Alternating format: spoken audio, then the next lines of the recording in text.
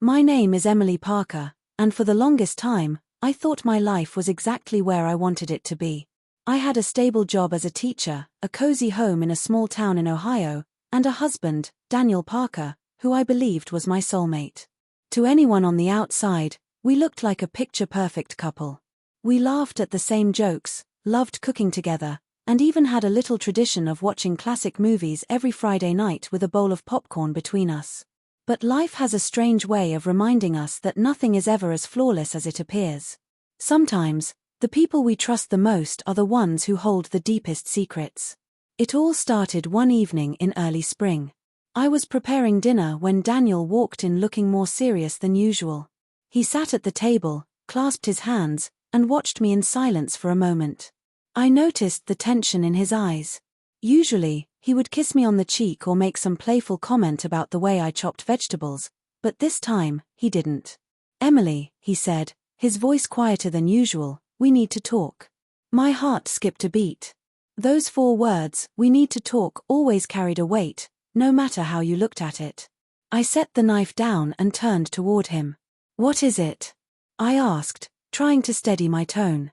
He exhaled slowly, as if he had been holding this inside for far too long. "I haven't been honest with you. There's something I've been hiding, and I can't carry it anymore." I froze. My mind raced through dozens of possibilities. Was it money? Was he sick? Had he lost his job? I searched his face for clues. Then, with a trembling voice, Daniel admitted the truth: he had been unfaithful. The world around me seemed to fall silent. I could hear the ticking of the clock on the kitchen wall, the faint hum of the refrigerator, even the sound of my own heartbeat thudding in my ears. His words pierced me in a way I couldn't have prepared for. I felt as though someone had ripped the ground out from under me. "Who?" was all I could manage. He hesitated before answering. "It was a woman from work, someone I had never met. It had been going on for months, and it wasn't just a passing mistake." He confessed that there had been feelings involved, though he claimed he still loved me. I wanted to scream, to cry, to run out of the house and never look back. But instead, I sat down across from him, numb. My hands were shaking. The hours that followed were filled with questions, each one more painful than the last. How did it start? Why didn't he stop? Did he ever think about me while he was with her? His answers cut deep, but what hurt the most was realizing that the man I thought I knew so well had been living a double life right in front of me. The next few weeks were a blur of emotions. I moved into the guest room, unable to share the same bed with him. At work, I wore a smile for my students, but inside, I was shattered. At night, I lay awake replaying everything in my mind, every laugh, every kiss, every moment of trust that now felt like a lie. Friends and family offered advice. Some told me to leave, to pack my bags and never look back. Others urged me to consider forgiveness, reminding me of the years we had built together. But forgiveness is never that simple. It isn't a switch you can flip on and off. Daniel tried.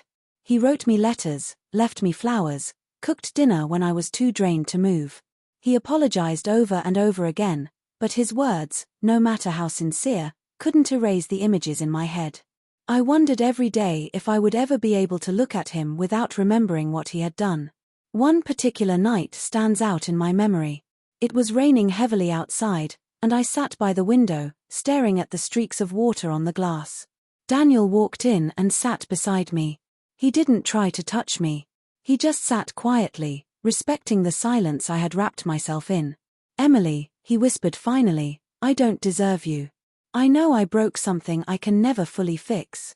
But I want to try for as long as it takes." His words softened me, if only for a moment. But then the question echoed in my mind: could I ever trust him again? The months turned into a year. We went through counseling, endless conversations, and moments of hope followed by setbacks. Some days, I thought maybe we could rebuild. Other days, I felt certain the damage was permanent. One morning, as I prepared for work, I looked at myself in the mirror and realized something profound. Whether I stayed with Daniel or not, I needed to reclaim myself.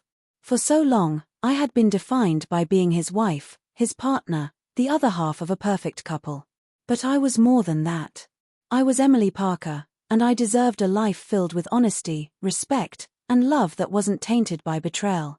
So I made a decision. I told Daniel I needed space, real space. I moved out and rented a small apartment downtown. It wasn't easy, but it gave me room to breathe, to rediscover who I was outside of our marriage. Over time, I found strength in new routines. I joined a yoga class, started writing in a journal again, and spent weekends exploring places I had always wanted to visit but never did. Slowly, I began to heal.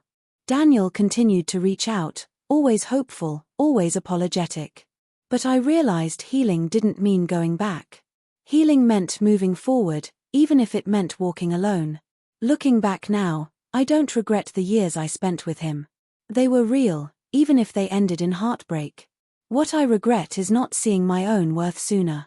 His betrayal broke me, yes, but it also built me back stronger.